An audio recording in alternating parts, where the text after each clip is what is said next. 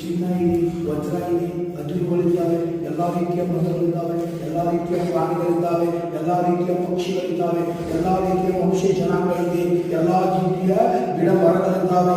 ಅರ್ಥ ಆಯ್ತಾ? ಎಲ್ಲ ರೀತಿಯ ನದಿಗಳಿದ್ದಾವೆ. 12 ತಿಂಗಳ ನದಿ ಹರಿಯುತ್ತವೆ, ನೆಕ್ಸ್ಟ್ 6 ತಿಂಗಳ ನದಿ ಹರಿಯುವಂತ ನದಿಗಳಿದ್ದಾವೆ. ನೆಕ್ಸ್ಟ್ ಕ್ಲೈಮೇಟ್ ಮಳೆಗಾಲ ಇದೆ, ಚಳಿಗಾಲ ಇದೆ, ಬೇಸಿಗೆಗಾಲ ಇದೆ. ನೆಕ್ಸ್ಟ್ ಭಾರತಕ್ಕೆ ಅತ್ಯಂತ ಅನುಕೂಲವಾಗತಕ್ಕಂತ 2-3 ಸೈಡ್ ಏನಿದೆ, ಸಾಗರಗಳಿವೆ. ಸಾಗರದಲ್ಲಿರ್ತಕ್ಕಂಥ ಮೀನಿನ ಉತ್ಪನ್ನತೆ ಇದೆ, ಮೀನಿನಲ್ಲಿರ್ತಕ್ಕಂಥ ವಿವಿಧತೆಗಳು. ಅಂದ್ರೆ ಒಂದು ಸಾಗರದಲ್ಲಿ ಮಾತ್ರ ವಿವಿಧತೆಗಳು ಸಿಗ್ತಾವಲ್ಲ, ಎಲ್ಲ ವಿವಿಧತೆಯ ಪ್ರಭೇದಗಳು ಸಾಗರದಲ್ಲಿ ಸಿಗ್ತವೆ. ಸಾಗರದಲ್ಲಿಯೂ ಕೂಡ ಪೆಟ್ರೋಲಿಯಂ ನಿಕ್ಷೇಪಗಳು ಸಿಗ್ತವೆ. ಸಾಗರದಲ್ಲಿಯೂ ಕೂಡ ಏನು ಸಿಗ್ತವೆ, ಖನಿಜ ಸಂಪತ್ತು ಸಿಗುತ್ತೆ ಸಾಗರದ ಕೆಳಭಾಗದಲ್ಲಿ. ನೆಕ್ಸ್ಟ್ ಸಾಗರದ ಒಳಗೆ ಕೂಡ ಪ್ರವಾಸಿಗರ ಸ್ಥಾನಗಳನ್ನು ಮಾಡಿದ್ದಾರೆ. ಒಳಗಡೆ ಹೋಗಿ ಅಂದ್ರೆ ಅಂಡರ್ಗ್ರೌಂಡ್ ಹೋಗಿ ಪ್ರವಾಸಿಗರ ಸ್ಥಾನಗಳನ್ನು ಮಾಡ್ತಾರೆ. ಅಂತಹ ರೀತಿಯ ವೈವಿಧ್ಯತೆಯನ್ನು ಕಂಡಂತ ಭಾರತ ದೇಶ ಒಂದು ಖಂಡಕ್ಕೆ ಸಮಾನವಾಗಿದೆ. ಒಂದು ಖಂಡದಲ್ಲಿ ಇಲ್ಲಿ ಏನು ಸಿಗುತ್ತಾ, ಮರುಭೂಮಿ ಸಿಗುತ್ತ, ಕರೆಕ್ಟಾ?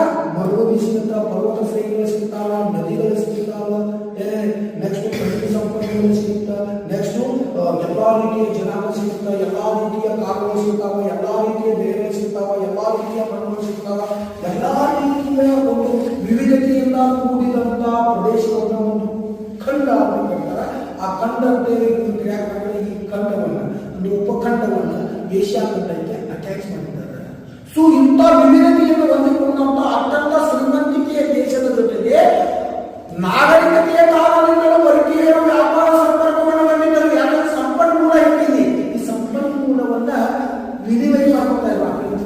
ಏನಾದರೂ ಒಂದು ಏನ್ ಸಿಗೋದಿಲ್ಲ, ಪೆಟ್ರೋಲಿಯಂ ಸಿಗೋದಿಲ್ಲ, ಸಿಗುತ್ತ ಸಂಶೋಧನೆ ಮಾಡಿಲ್ಲ. ಈಗಿನ ಪೆಟ್ರೋಲಿಯಂ ನಿಕ್ಷೇಪಗಳು ಇದ್ದಾವೆ. ಪೆಟ್ರೋಲಿಯಂ ನಿಕ್ಷೇಪ ಭಾರತದಲ್ಲಿಲ್ಲ, ಇದ್ದಾವೆ. ಇಲ್ಲಿ ಆಸಾಮ ದುಬೈಗಳಿದೆ, ಮುಂಬೈ ಹೈವೇಗಳ ಪ್ರದೇಶದಲ್ಲಿ ನಾವು ಪೆಟ್ರೋಲಿಯಂ ನಿಕ್ಷೇಪಗಳು ಸಿಕ್ಕಿದ್ದಾವೆ. ಈ ಪೆಟ್ರೋಲಿಯಂ ತೆಗಿತದ, ಕಚ್ಚಾ ತೈಲ ತೆಗಿತದ, ಸಮುದ್ರಗಳಿಂದ ಕಚ್ಚಾ ತೈಲಗಳು ಭಾರತದಲ್ಲಿ ರೂಪಾಯಿಗಳ ಮುಖಾಂತರ ಮಾರಾಟವನ್ನು ಕೂಡ ಮಾಡ್ತಾ ಇದ್ದಾರೆ. ಹಾಗಾದ್ರೆ ಚಿನ್ನ ಇಲ್ಲ, ಚಿನ್ನ ಪ್ರಪಂಚದಾಗ ಓನ್ಲಿ ಆಫ್ರಿಕಾ ಖಂಡ ಮಾತ್ರ ಸಿಗುತ್ತಾ? ಸಿಗುತ್ತಾ? ಅವ ನಿಮ್ಮ ಕರ್ನಾಟಕದಲ್ಲೂ ಸಿಗುತ್ತಾ? ಕರ್ನಾಟಕದ ಹಡ್ಡಿ ನೀರು ಸಿಗುತ್ತಾ? ಕರ್ನಾಟಕದ KGF ನೀರು ಸಿಗುತ್ತಾ? ಗೋಲ್ಡ್ ಸಿಗುತ್ತಾ? ಹಾಗಾದ್ರೆ ವಜ್ರ